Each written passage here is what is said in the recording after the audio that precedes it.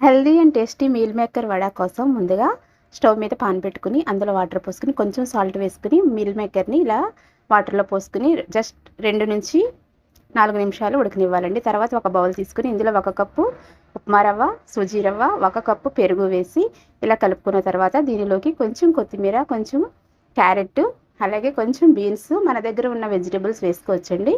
అలాగే కొంచెం కరివేపాకు వేసాను, కొంచెం పచ్చిమిర్చి 2 నుంచి 3 వరకు మన కారానికి తగినట్టు. అలాగే మీ దగ్గర ఏదైనా ఆకుకూర ఉంటే అది వేసుకోండి.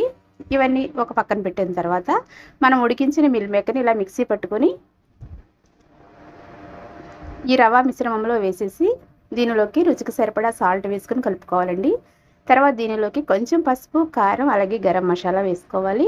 కొంచెం అల్లం వెల్లుల్లి పేస్ట్ వేసి శనగపిండి వేసుకోవాలండి. ఇవన్నీ వేసిన తర్వాత లాస్ట్లో ఉల్లిపాయలు వేసి కలిపేసి వడల్లాగా వేసుకుంటే చాలా టేస్టీగా హెల్తీగా మీల్ మేకర్ వడ రెడీ అండి. Thanks for watching.